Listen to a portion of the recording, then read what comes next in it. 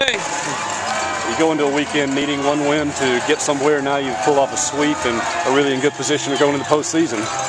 I agree with all that.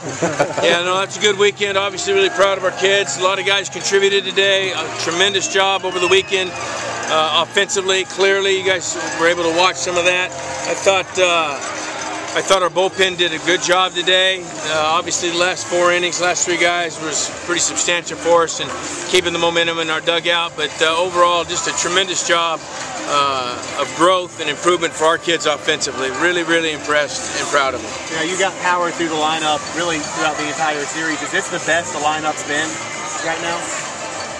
Well, I think we're playing some of our best baseball of the year, certainly most competitive stuff, I think. And that's the #1 team in the country, and you know we just won 3 games, so I think you got to be pretty pleased with where we are.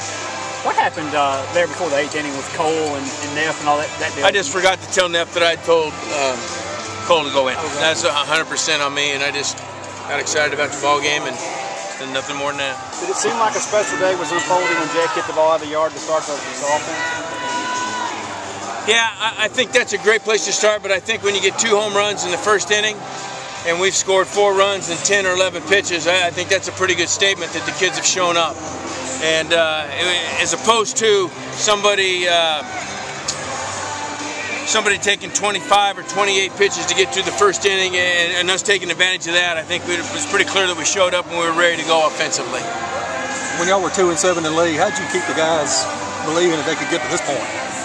Well, I think the first thing you do is you stay positive. The second thing you do is you identify specifically what needs to be addressed.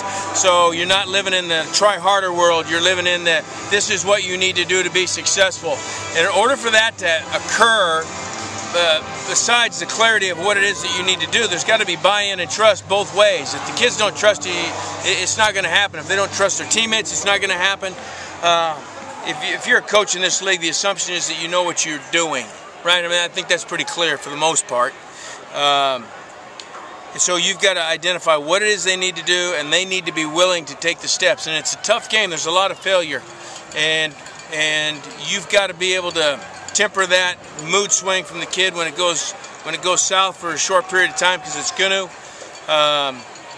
But I think you identify what it is, and if they trust you, they're going to work hard. And if they start to see improvement, then that just only strengthens the bond. Yeah, you've always given the credit to the players, but what has this season meant to you? Well, I haven't thought about that. I've really enjoyed it. It's been a really interesting 2 years, that's for sure. Unusual in certain regards, that's pretty clear. It's been great for me. So I'll just leave it at that right now. We got a lot of baseball to play, so we can talk about that later. I appreciate the question, and I've enjoyed my time with these guys, and I love our coaching staff. We've got really good people. You've already figured that out, but we have good people on that coaching staff, and it makes it really easy to not only come to work, but to talk about getting better, because there's trust all the way around. You mentioned more baseball to play, so how do you approach? Say that one more time. You mentioned more baseball to play. How do you approach next Tuesday? You kind of indicated last night that you could bring some of your starters back on pretty short rest if you need to in the SEC tournament, right? I mean, it's early, but have you thought about how to attack it next Tuesday? Yeah, I'll go in and I'll sit down and we'll come up with a really good plan, but the bottom line is you have to do everything that you can. Now, you may or may not win, and just because you're trying really hard doesn't necessarily guarantee success in our game, but we will do the best job that we can to put ourselves in a position to win that game in terms of who pitches. Because if you win that one, then you get 2 more. How is Dustin Skelton? I think he's sore. I think his hand is sore, and I think his chin and jaw are sore, and I think he's probably going to be sore tomorrow. So I'm really glad, very grateful that it wasn't hurt more. That ball squared him up right in the chin. That was, that's substantial impact there. It's minimum. Yeah, that's a solid hamstring tear. It's not as bad as it could have been, but you have to take those seriously.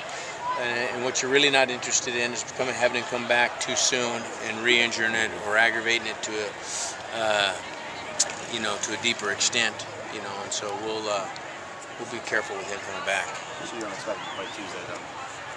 I'd be shocked. Well, I mean, it's hamstring. sometimes those things linger for months. You know, now his is low, it's not high. That's a good thing, and there wasn't a lot of bruising. You know, there's probably some regulation about me talking about injuries in depth here, but anyway, that's where he is. He's out for foreseeable future. Did you learn anything new on Ethan's condition? The blister? No, I did not talk to him about that. I've gone through so many of those in my career that my assumption is he'll be ready to go Wednesday or Thursday, and he'll be fine. If not, then we got to make the adjustment. You know, sometimes with a blister, it's not a wildly uncommon affliction, but you know, sometimes those things have a life of their own. You know, sometimes it shows up once and it's gone forever, and other times it's there every time they pitch for 2 or 3 months, and it's just, you know, you can do all the homeopathic remedies that you want, and pickle brine, and you know, and all that, and sometimes it works, and zinc oxide, and all the things. Sometimes it's gone forever, and sometimes it comes back. So we'll see. We'll hope for the best. He needs to pitch for us. We good?